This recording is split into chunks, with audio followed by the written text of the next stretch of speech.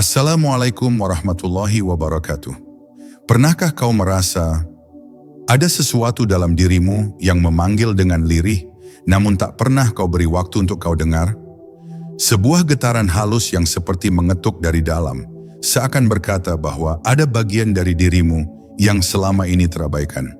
Sampai kapan kau terus berjalan tanpa menoleh ke dalam, sementara hatimu semakin sunyi dan langkahmu semakin berat? Sampai kapan kau mengabaikan bisikan batin yang selama ini kau bungkam, padahal di sanalah jawaban yang kau cari? Tenang, aku tidak menjanjikan keajaiban instan atau perubahan tiba-tiba.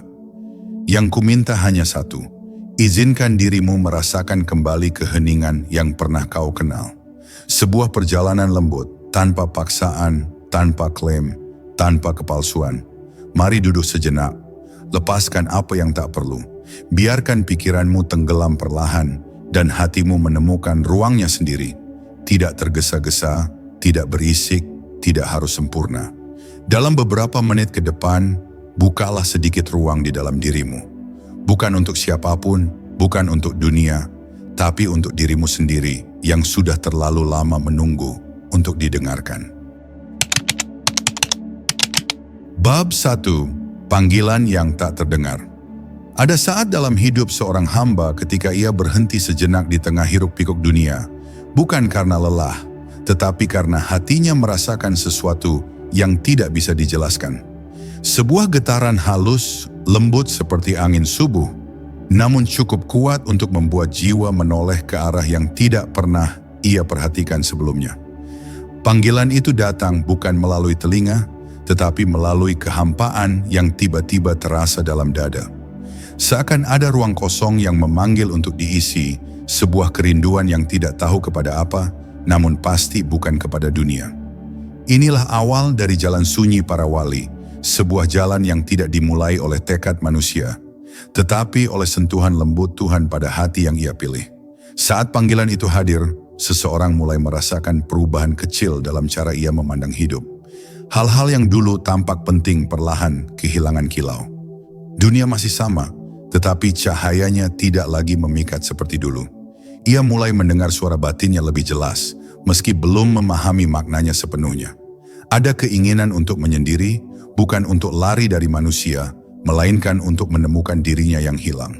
Disinilah seseorang mulai sadar bahwa di dalam dirinya ada ruang yang tidak pernah ia jamah selama ini. Ruang di mana Allah berbicara dengan bahasa yang hanya dipahami oleh jiwa yang tenang. Panggilan ini tidak selalu datang dalam bentuk pengalaman spiritual yang dramatis. Kadang ia hadir melalui rasa tidak puas yang berkepanjangan, rasa hampa yang tidak bisa dihilangkan dengan kesenangan, atau kesadaran tiba-tiba bahwa hidup yang dijalani selama ini hanyalah rutinitas tanpa arah. Para wali sebelum menjadi wali pun merasakan kegelisahan ini. Mereka bertanya-tanya mengapa hati mereka terasa haus meski dunia memberi begitu banyak. Rasa haus inilah yang menjadi petunjuk bahwa seseorang sedang diarahkan menuju sesuatu yang lebih tinggi. Sebuah perjalanan yang hanya bisa dipahami oleh mereka yang berani mendengarkan suara halus dalam dada. Ketika seseorang mulai mengikuti panggilan itu, ia menyadari bahwa perjalanan menuju Allah bukanlah perjalanan yang dimulai di kaki, tetapi di hati. Hati yang mulai peka akan melihat tanda-tanda kecil yang dulu terlewatkan. Setiap kejadian kini terasa memiliki makna. Setiap bisikan nurani terasa seperti ajakan untuk mendekat. Seseorang mulai memahami bahwa hidup bukan hanya tentang apa yang ia lakukan, tetapi tentang ke arah mana ia diarahkan. Ia mulai berjalan lebih pelan, lebih sadar, dan lebih tenang, seakan setiap langkah adalah bagian dari percakapan dengan Tuhan. Pada akhirnya, panggilan tak terdengar ini menjadi kompas yang membimbing jiwa tanpa peta. Ia tidak memberi kepastian, tetapi memberi keyakinan. Tidak memberi gambaran masa depan, tetapi memberi kekuatan untuk melangkah. Dan perlahan seseorang menyadari bahwa ia tidak sedang berjalan menuju sesuatu yang baru, melainkan kembali kepada sesuatu yang sejak awal memanggilnya. Kedekatan dengan Allah. Inilah awal dari jalan sunyi. Jalan yang tidak ramai, tidak dipahami banyak orang, tetapi satu-satunya jalan yang benar-benar membuat seorang hamba sampai. Bab 2. Diam yang mengajari. Diam adalah ruang suci tempat jiwa belajar mengenali dirinya sendiri, sebuah ruang yang sering diabaikan karena manusia lebih terbiasa mendengar suara dunia daripada suara hatinya. Ketika seorang hamba mulai menapaki jalan sunyi, Allah membimbingnya melalui keheningan. Di dalam diam, seseorang dipaksa menghadapi isi batinnya yang paling dalam, tanpa topeng, tanpa dalih, tanpa hiasan. Disitulah ia mulai memahami bahwa selama ini ia terlalu banyak berbicara kepada manusia, namun terlalu sedikit berbicara kepada Tuhannya. Keheningan yang pertama kali terasa sepi, lambat laun berubah menjadi gurun luas yang justru menenangkan, seakan Allah mengosongkan ruangan dalam hati agar lebih banyak cahaya dapat masuk. Dalam diam tidak ada yang bisa disembunyikan. Pikiran berkelindan, luka-luka lama muncul ke permukaan, dan keinginan-keinginan yang selama ini ditutupi mulai terlihat jelas. Pada titik ini, seseorang menyadari bahwa musuh terbesarnya bukanlah dunia di luar, tetapi kegaduhan yang ia pelihara di dalam diri. Para wali dipersiapkan melalui proses ini, dibiarkan berhadapan dengan kegelisahan batinnya, agar mereka mengenal siapa sebenarnya yang memerintah hidup mereka, ego atau Tuhan. Dia membuat seseorang melihat pertempuran halus antara hawa nafsu dan fitrah yang selama ini tertutup oleh kesibukan. Namun di balik ketidaknyamanan itu, diam juga adalah obat. Ia memperlambat langkah dunia yang terlalu cepat, mengajarkan seseorang untuk meresapi setiap rasa, setiap pikiran, setiap bisikan nurani. Ketika seseorang mulai terbiasa dengan keheningan, ia menemukan bahwa ketenangan bukanlah sesuatu yang datang dari luar, tetapi tumbuh dari dalam. Para pencari yang berhasil melewati fase ini mulai memasuki wilayah baru, wilayah di mana hati menjadi lebih peka terhadap tanda-tanda ilahi. Apa yang dulu dianggap kebetulan kini terasa sebagai petunjuk, dan apa yang dulu tampak biasa kini terasa penuh hikmah. Diam juga melatih seseorang menerima tanpa mengeluh, bersabar tanpa suara, dan berserah tanpa syarat. Dunia mungkin tetap ribut, tetapi jiwanya tidak lagi ikut bergetar. Ia belajar bahwa tidak semua hal harus dijawab, tidak semua seruan harus ditanggapi, dan tidak semua pikiran harus diikuti. Para wali memiliki ketenangan bukan karena hidup mereka mudah, tetapi karena diam telah mengikis suara-suara yang menyesatkan. Mereka belajar menahan lidah, menahan reaksi, dan menahan ego, hingga hati mereka cukup lapang untuk menerima cahaya yang lembut dari sisi Tuhan. Ketika seseorang telah berdamai dengan keheningan, ia menemukan sesuatu yang tidak pernah ia duga, bahwa diam bukanlah ketiadaan suara, melainkan tempat di mana suara Tuhan menjadi paling jelas. Tidak melalui kata, tetapi melalui rasa yang halus, intuisi yang jernih, dan gerakan hati yang hanya dapat dipahami oleh jiwa yang lembut. Disinilah seseorang mulai memahami rahasia perjalanan makrifat, bahwa semakin dekat ia kepada Allah, semakin sunyi dunia di sekitarnya. Dan di dalam kesunyian itulah ia menemukan kedamaian yang tidak bisa dicuri oleh apapun. Bab 3. Perjalanan tanpa jejak. Jalan yang ditempuh para pencari hakikat selalu tampak samar di mata manusia, seolah tidak memiliki bentuk, arah, maupun tujuan yang pasti. Namun bagi jiwa yang digerakkan oleh Allah, setiap langkah yang tak terlihat, itu justru terasa sangat jelas di dalam hati.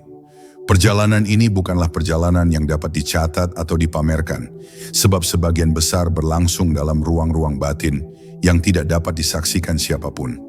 Seseorang yang mengikutinya seakan berjalan di atas tanah yang tidak meninggalkan bekas, tetapi setiap langkahnya tercatat di Lauhul Mahfuz dengan sempurna. Inilah perjalanan tersembunyi yang hanya dapat dimengerti oleh jiwa yang bergerak, bukan karena ambisi, tetapi karena panggilan ilahi. Di sepanjang perjalanan ini, seseorang akan menyadari bahwa ia tidak lagi berjalan dengan kekuatan dirinya sendiri. Ada dorongan lembut yang kadang terasa seperti ilham, kadang seperti kegelisahan suci, dan kadang seperti keberanian yang muncul dari tempat yang tidak diketahui. Para wali tidak pernah mengklaim bahwa mereka mengetahui arah perjalanan mereka. Justru ketidaktahuan itulah yang membuat mereka sepenuhnya berserah. Mereka berjalan bukan karena mereka yakin pada diri sendiri, tetapi karena mereka yakin pada Tuhan yang memegang tangan mereka tanpa terlihat. Inilah perjalanan yang menjadikan jiwa lebih ringan, sebab setiap langkah dilakukan dalam keadaan pasrah, bukan memaksa. Seiring langkah yang terus maju, seseorang mulai menyadari bahwa dunia tidak lagi menjadi penentu arah hidupnya. Hal-hal yang dulu ia kejar kini terasa seperti bayangan yang tidak layak dikejar. Ia belajar bahwa perjalanan batin tidak membutuhkan banyak bagasi, tidak membutuhkan pujian, tidak membutuhkan pengakuan, bahkan tidak membutuhkan pemahaman manusia lain. Para pencari yang memasuki fase ini seringkali terlihat biasa, tidak menonjol, tidak berbeda dari manusia lain. Namun di dalam dada mereka ada perjalanan besar yang sedang berlangsung. Perjalanan yang mengajarkan bahwa semakin jauh seseorang melangkah menuju Allah, semakin sedikit jejak manusia yang ingin ia tinggalkan. Kesunyian mula-mula terasa asing, lalu perlahan berubah menjadi sahabat perjalanan. Tidak ada yang benar-benar bisa menemani kecuali Allah sendiri. Bahkan orang-orang terdekat tidak dapat menembus kedalaman batin yang sedang dibentuk. Disinilah seseorang diuji. Apakah ia masih mencari sandaran manusia, ataukah ia cukup dengan sandaran ilahi? Para wali mengetahui bahwa dalam perjalanan ini, tidak ada yang bisa dibawa kecuali hati yang murni dan niat yang jujur. Itulah sebabnya jalan ini tampak sepi, bukan karena sedikitnya pejalan, tetapi karena hanya hati tertentu yang mampu bertahan dalam kesendiriannya. Pada akhirnya seseorang menyadari bahwa perjalanan tanpa jejak ini justru adalah perjalanan yang paling selamat. Tidak ada yang perlu dibuktikan, tidak ada yang perlu diumumkan, tidak ada yang perlu dipamerkan. Ia berjalan tanpa suara, tanpa riuh, tanpa tanda-tanda lahiriah. Tetapi setiap langkahnya mengantarkannya semakin dekat kepada Rabb yang menciptakan jalan itu sendiri. Ini adalah rahasia para wali. Mereka tidak meninggalkan jejak di bumi, tetapi meninggalkan cahaya di langit. Dan siapapun yang menapaki jalan sunyi ini, meski tampak berjalan sendirian, sebenarnya sedang ditemani oleh Allah pada setiap detiknya. Bab 4. Malam yang membangunkan. Malam adalah guru yang tidak berkata-kata, namun mampu menyentuh sisi terdalam manusia dengan cara yang tidak pernah dilakukan siang. Ketika cahaya dunia meredup, cahaya batin justru mulai menyala. Seakan Allah menurunkan tirai agar hambanya bisa melihat tanpa terganggu. Dalam keheningan malam, seseorang merasakan bahwa jiwanya lebih jujur, pikirannya lebih lembut, dan hatinya lebih mudah disentuh oleh sesuatu yang tidak terlihat. Para pencari hakikat tahu bahwa malam bukan hanya waktu untuk istirahat, tetapi waktu ketika langit paling dekat dengan bumi dan doa paling mudah menemukan jalannya menuju Tuhan. Di saat manusia lain tertidur, seorang hamba yang dipilih merasakan tarikan halus yang membangunkan dirinya. Ia tidak tahu mengapa, tidak ada alasan khusus, namun hatinya seperti dipanggil untuk bangun. Ia duduk dalam gelap, menghela napas pelan, dan merasakan sesuatu yang tidak dapat dijelaskan oleh logika atau kata. Itulah momen ketika malam membuka rahasianya, bahwa siapapun yang ingin mengenal Tuhan harus bersedia melewati jam-jam ketika dunia terdiam.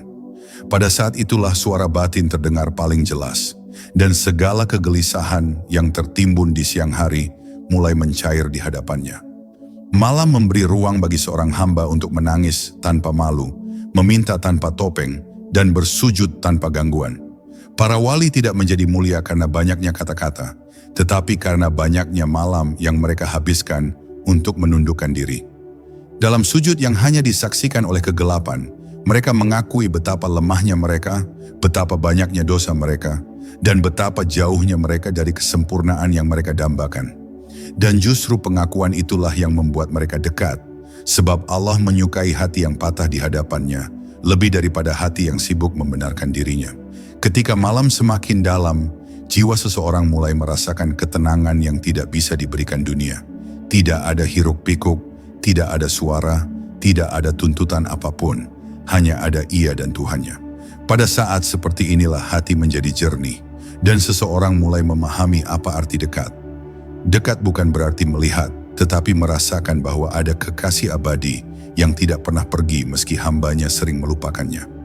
Para pencari hakikat menyadari bahwa malam adalah waktu ketika rahmat turun lembut seperti embun, menyentuh siapa saja yang membuka pintu hatinya.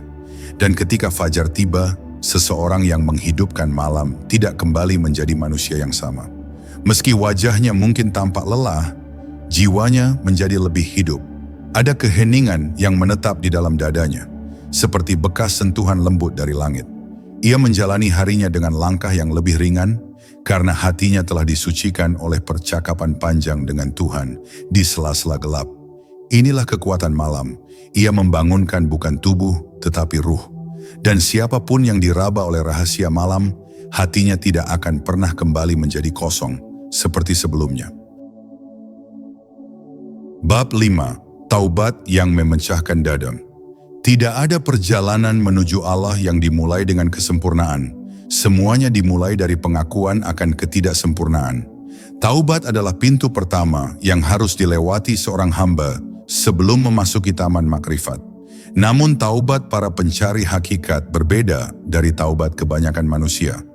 Ia bukan sekadar ucapan di bibir, melainkan getaran yang mengguncang seluruh dada. Ia muncul ketika seseorang merasa tidak sanggup lagi memikul beban yang ia simpan bertahun-tahun dalam sunyi. Dalam momen itu, jiwa seperti diremukkan, tetapi justru dari keremukan itulah cahaya pertama masuk. Para wali tidak menjadi mulia karena tidak pernah salah, melainkan karena mereka tidak betah jauh dari Tuhan, walau hanya sekejap. Saat seseorang benar-benar bertaubat, seluruh hidupnya seolah berhenti. Ia tidak lagi mendengar suara dunia, tidak memikirkan penilaian siapapun, dan tidak sibuk mencari alasan pembenaran. Yang ia rasakan hanyalah betapa kecilnya dirinya di hadapan yang maha besar. Ia menangis bukan karena tertangkap melakukan kesalahan, tetapi karena sadar bahwa ia telah menyakiti Tuhannya dengan kelalaiannya. Air mata itu bukan kelemahan, ia adalah bukti bahwa hati masih hidup, sebab hati yang mati tidak mampu menangis, dan jiwa yang kering tidak mampu merasakan beratnya dosa. Disinilah taubat menjadi kekuatan, bukan kelemahan. Ia menghidupkan bagian dalam diri yang telah tertidur terlalu lama. Taubat yang sejati membuat seseorang melihat masa lalunya dengan cara yang berbeda. Ia tidak lagi membencinya, tetapi menerimanya sebagai bagian dari jalan yang membawanya kepada Tuhan. Para pencari hakikat memahami bahwa dosa-dosa bukan untuk dihafal dengan rasa malu berlebih, tetapi untuk dijadikan batu pijakan yang mengantar mereka kepada kerendahan hati. Setiap kali mereka teringat kesalahan, mereka justru semakin lembut kepada sesama, semakin sabar menghadapi ujian, dan semakin menunduk di hadapan Allah. Inilah rahasia taubat yang mendalam. Ia mengikis kesombongan sedikit demi sedikit, hingga hati menjadi bening, mudah disentuh, dan mudah dipenuhi cahaya. Namun proses ini tidak selalu mudah. Seseorang yang bertaubat seringkali harus menghadapi dirinya sendiri dengan cara yang paling jujur dan paling menyakitkan. Ia dipaksa melihat sisi-sisi gelap yang selama ini ia sembunyikan, dipaksa mengakui kelemahan yang selama ini ia tutupi. Pada titik inilah ia belajar bahwa pembersihan jiwa tidak pernah terjadi tanpa luka, dan kedekatan dengan Tuhan tidak pernah lahir dari kenyamanan. Para wali pun melalui fase ini, dibelah hatinya, ditumpahkan seluruh isi gelapnya, lalu dijahit kembali dengan benang rahmat. Itulah sebabnya mereka tampak lembut, karena mereka pernah hancur. Pada akhirnya, taubat sejati membuat seseorang berjalan lebih ringan. Beban yang dulu menumpuk di bahu kini hilang, digantikan oleh rasa damai yang sulit dijelaskan. Ia merasa seperti baru dilahirkan, seakan hidupnya dimulai kembali pada hari ketika ia menangis di hadapan Allah. Dari sinilah perjalanan menuju kedekatan sejati bermula, sebab tidak ada hati yang lebih dekat dengan Tuhan selain hati yang retak, lalu diperbaiki oleh tangannya sendiri. Taubat adalah pintu yang membuka seluruh jalan sunyi para wali, pintu yang hanya dapat dibuka oleh mereka yang berani mengakui betapa mereka membutuhkan Tuhan lebih dari apapun. Bab 6. Ujian yang membentuk inti diri. Setiap hamba yang menapaki jalan sunyi pasti akan melewati fase di mana hidupnya seolah diremukkan dari segala arah. Ujian datang bukan untuk menghancurkan, tetapi untuk membuka inti diri yang selama ini tertutup oleh lapisan-lapisan ego, keinginan, dan kepalsuan dunia. Pada tahap ini, seseorang merasakan bahwa apapun yang ia pegang perlahan dilepaskan, apapun yang ia sandari satu persatu dijatuhkan. Dunia tampak seperti menarik diri darinya, bukan karena Allah ingin menyiksa, melainkan karena ia sedang dipersiapkan untuk mengenal sandaran yang lebih kokoh. Inilah saat ketika seorang hamba belajar bahwa kekuatan sejati tidak lahir dari kemudahan, tetapi dari kesediaan untuk tetap percaya meski semuanya tampak gelap. Dalam ujian yang mendalam, hati seseorang diuji hingga batas yang tidak pernah ia duga. Ia mungkin merasa ditinggalkan, meski sebenarnya ia sedang didekatkan. Ia mungkin merasa sendirian, padahal pada momen itu Allah paling memperhatikannya. Para wali memahami bahwa ujian bukanlah hukuman, tetapi panggilan yang menyamar. Allah meruntuhkan segala benteng yang selama ini menghalangi mereka dari kedekatan yang hakiki. Dan ketika benteng-benteng itu roboh, seseorang mulai melihat siapa dirinya sebenarnya. Rapuh, lemah, namun tetap dicintai dengan cara yang tidak pernah ia bayangkan. Kesadaran ini tidak muncul dalam kenyamanan, tetapi dalam hancur yang penuh hikmah. Ujian yang berat memaksa seseorang memahami bahwa hidup tidak selalu berjalan sesuai dengan kehendak manusia, tetapi selalu sesuai dengan kehendak Tuhan. Ketika sebuah doa tidak langsung dikabulkan, bukan berarti doa itu ditolak. Bisa jadi Tuhan sedang menguatkan wadah hati sebelum menurunkan karunia yang lebih besar. Para pencari hakikat seringkali belajar bahwa apa yang mereka inginkan bukan selalu yang mereka butuhkan. Allah mengajarkan pelajaran ini bukan melalui teori, tetapi melalui kejadian-kejadian yang mengguncang jiwa. Dari kehilangan, mereka belajar arti penerimaan. Dari kegagalan, mereka belajar arti kerendahan hati. Dari sakit, mereka belajar arti kelembutan. Saat seseorang berhasil bertahan dalam ujian, ia mulai melihat bahwa setiap pengalaman pahit menyimpan pesan yang lembut. Ada makna di balik setiap luka, ada cahaya di balik setiap gelap, ada rahmat di balik setiap kehilangan. Disinilah hati mulai melembut, bukan karena semua masalah selesai, tetapi karena ia mulai mengenali kehendak yang bekerja dalam segala sesuatu. Para wali mencapai kebijaksanaan bukan karena hidup mereka tanpa ujian, tetapi karena mereka mampu melihat kebaikan Tuhan, bahkan di tengah badai yang paling besar. Mereka tahu bahwa apapun yang Allah ambil, pasti diganti dengan sesuatu yang lebih besar untuk jiwa. Pada akhirnya, ujian yang berat tidak membuat seseorang jatuh, tetapi membuatnya tumbuh. Ia keluar dari fase itu bukan sebagai orang yang sama, lebih kuat, lebih jernih, lebih lembut, dan lebih dekat dengan Tuhannya. Hati yang telah ditempa oleh ujian menjadi wadah yang luas, mampu memuat cahaya yang lebih banyak daripada sebelumnya. Dan disinilah seseorang memahami rahasia perjalanan para wali, bahwa tidak ada kemuliaan tanpa ujian, dan tidak ada kedekatan tanpa pembersihan. Ujian bukan penghalang perjalanan. Ujian adalah jembatan yang mengantarkan seorang hamba kepada Allah dengan cara yang paling hakiki. Bab 7. Ketundukan yang meluruskan jalan. Ketika seorang hamba mulai memahami bahwa segala sesuatu dalam hidupnya berjalan di bawah kendali mutlak Allah, lahirlah sebuah ketundukan yang tidak lagi berbentuk paksaan, melainkan pilihan. Ketundukan inilah yang meluruskan perjalanan seorang pencari. Ia berhenti memaksakan kehendaknya, berhenti melawan alur takdir, dan berhenti mempertanyakan apa yang telah ditetapkan untuknya. Pada titik ini, ia mulai menyadari bahwa setiap penolakan terhadap ketentuan Allah justru memperpanjang penderitaan batin, sementara penerimaan menghadirkan kelegaan yang tidak dapat dijelaskan. Para wali tidak mencapai kedamaian karena hidup mereka mudah, tetapi karena mereka belajar menundukkan diri dengan sepenuh hati di hadapan Tuhan. Ketundukan sejati bukanlah menyerah tanpa daya, ia adalah penyerahan penuh kesadaran. Seseorang yang tunduk kepada Allah tetap berusaha, tetap bergerak, tetap berjuang, namun ia tidak lagi menggantungkan hasil pada dirinya sendiri. Ia menabur dengan keyakinan, bekerja dengan niat yang bersih, lalu melepaskan hasilnya kepada Sang Pengatur segala keadaan. Ketika suatu keinginan tidak tercapai, ia tidak lagi hancur seperti sebelumnya, karena hatinya telah memahami bahwa apa yang tidak diberikan adalah bentuk penjagaan. Para pencari hakikat mulai merasakan bahwa ketundukan bukanlah kelemahan, tetapi ketegasan jiwa untuk memilih jalan Tuhan, meski jalan itu tidak selalu mudah. Dalam ketundukan, seseorang menemukan bahwa hidup tidak lagi membebaninya seberat dulu. Ia mulai menerima bahwa tidak semua yang ia rencanakan harus terjadi, dan tidak semua yang ia takutkan perlu dihindari. Ia menyaksikan bagaimana Allah mengatur hidupnya dengan cara yang jauh lebih halus dan lebih indah daripada rencana yang ia buat sendiri. Pada fase ini, hati terasa lebih ringan, dada lebih lapang, dan pikiran lebih jernih. Para wali mengenal kedamaian bukan melalui banyaknya ilmu, tetapi melalui kedalaman ketundukan. Ilmu tanpa ketundukan hanya menciptakan jarak, tetapi ketundukan tanpa banyak kata mampu mengantar seseorang pada rasa dekat yang sulit dijelaskan.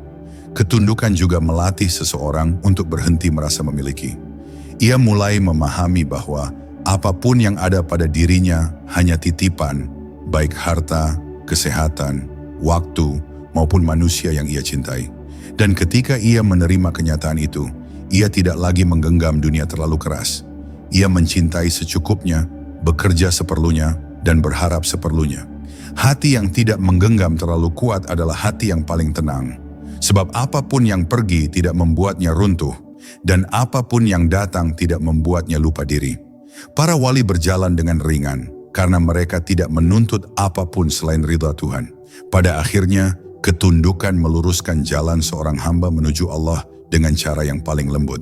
Ia membuat setiap langkah terasa lebih mudah, setiap beban terasa lebih ringan, dan setiap ujian terasa lebih bisa diterima. Seseorang yang tunduk tidak lagi mencari bukti bahwa Allah bersamanya, karena seluruh hidupnya telah menjadi bukti itu. Ia berjalan bukan dengan rasa takut, tetapi dengan rasa yakin. Yakin bahwa apapun yang terjadi adalah bagian dari rancangan kasih sayang yang tidak pernah salah. Inilah ketundukan yang menjadi rahasia para wali. Ketundukan yang membuka jalan, meluruskan arah, dan menuntun jiwa untuk sampai pada tujuan tertingginya.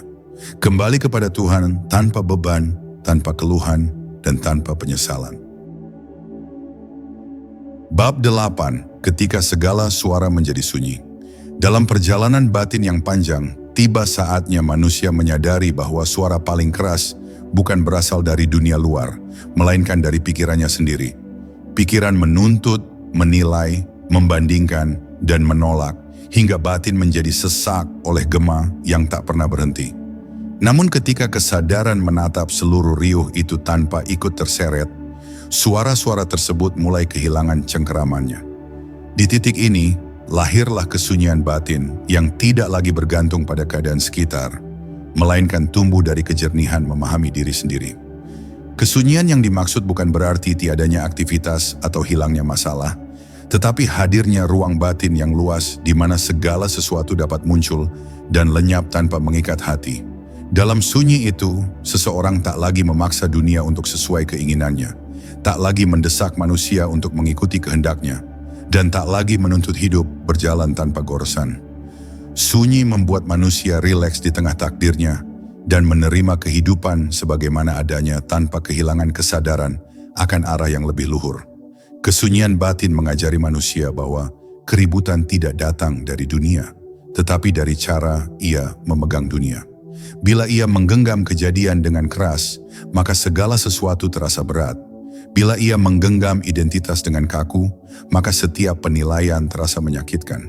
Namun ketika ia meletakkan genggaman itu, suara yang dulu seperti badai kini terdengar hanya seperti angin lewat. Dari sinilah seseorang memahami bahwa sunyi bukan pencapaian, melainkan pelepasan. Semakin ia melepaskan, semakin ia kembali pada jati dirinya yang alami.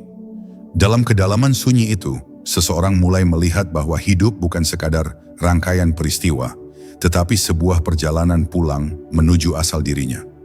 Setiap kejadian, baik manis maupun pahit, adalah undangan halus untuk kembali hadir, kembali sadar, kembali mengenal siapa dirinya sebelum nama, sebelum peran, dan sebelum dunia membentuknya. Disinilah sunyi menjadi guru.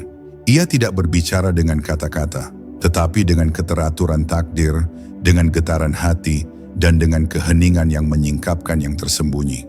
Pada akhirnya kesunyian batin mengajarkan bahwa manusia bukan hanya makhluk yang bergerak, berkata, dan berpikir, tetapi juga makhluk yang mampu mendengar tanpa telinga, memahami tanpa kata, dan melihat tanpa mata.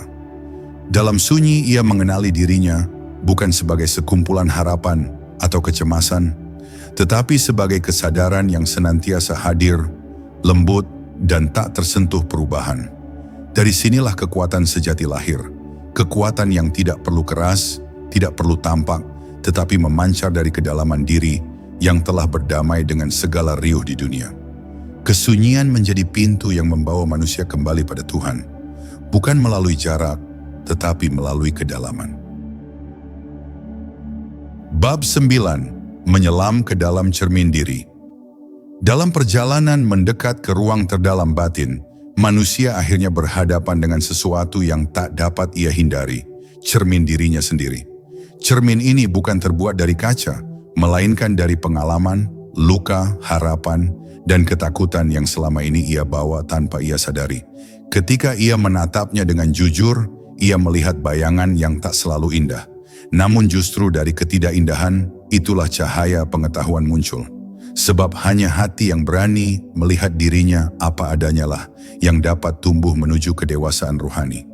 Cermin diri tidak berbicara dengan kata-kata, tetapi dengan kejujuran yang kadang terasa mengguncang.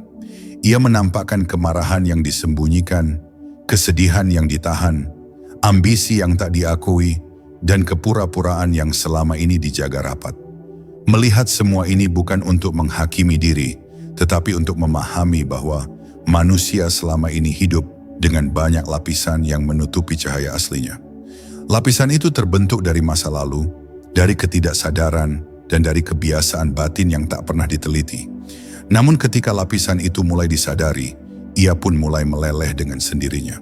Dalam proses melihat diri, manusia mulai memahami bahwa banyak dari penderitaannya bukan disebabkan oleh dunia, tetapi oleh caranya menafsirkan dunia. Ia menyadari bahwa sebagian besar luka bukan berasal dari apa yang terjadi, tetapi dari apa yang ia ceritakan kepada dirinya tentang yang terjadi. Dengan kesadaran ini, ia mulai melihat bahwa kehidupan tidak sedang menganiayanya, melainkan sedang mengajarinya.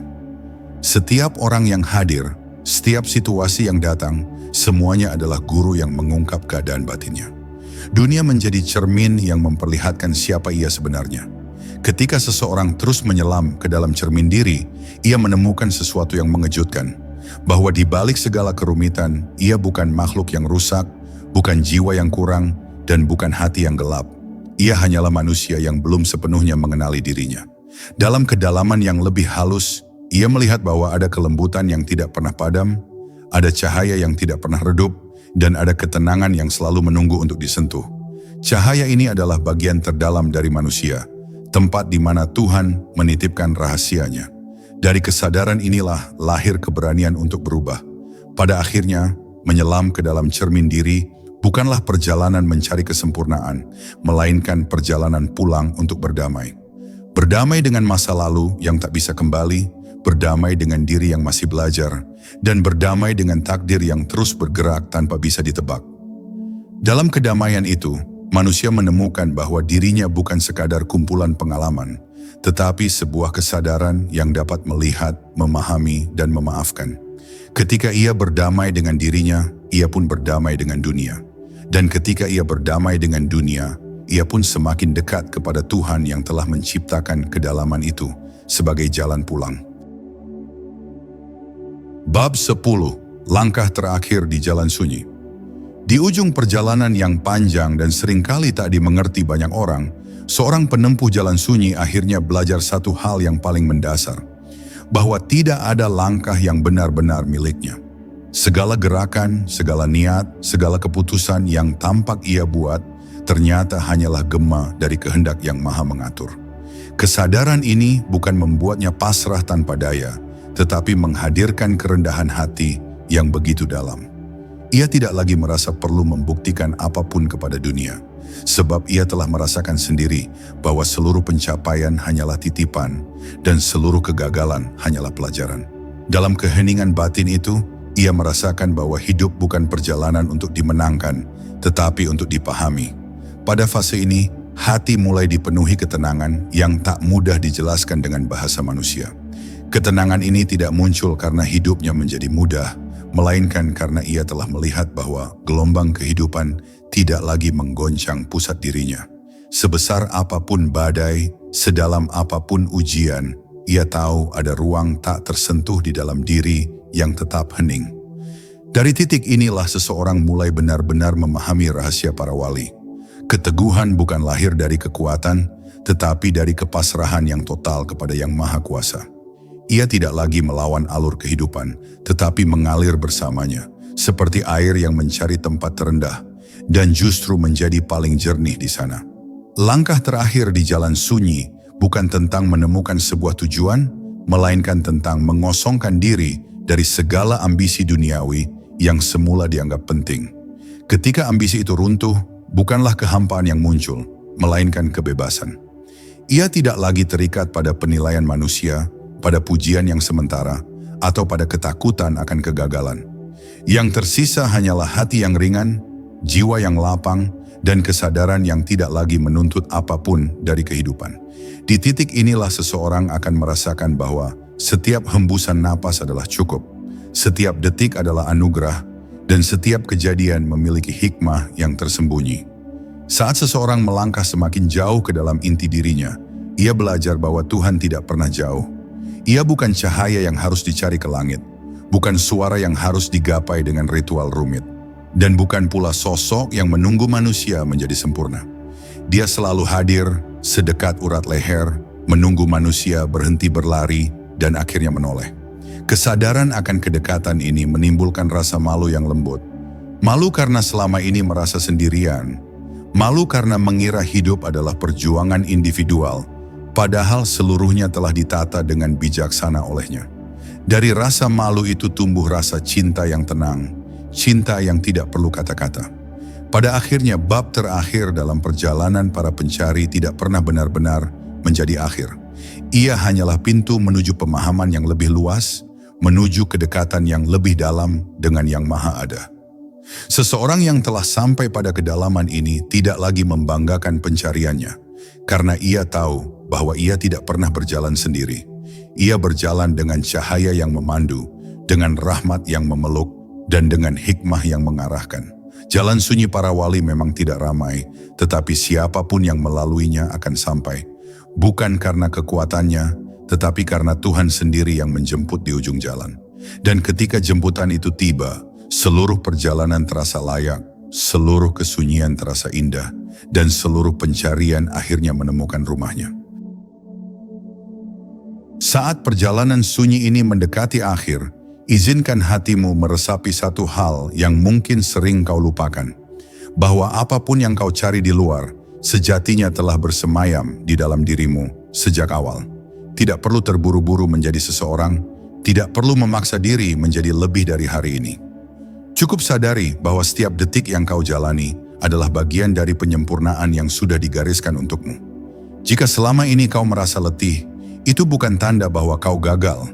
Itu hanya panggilan lembut agar kau kembali pulang kepada dirimu, kepada Tuhan yang tak pernah jauh. Dan ketika nanti kau melangkah pergi dari video ini, bawalah sepotong hening ini bersamamu. Biarkan ia menjadi cahaya kecil yang menuntunmu melewati riuhnya dunia. Terima kasih telah menyimak dengan hati. Semoga langkahmu selalu dijaga, hatimu selalu dilapangkan, dan jalanmu selalu dipenuhi cahaya.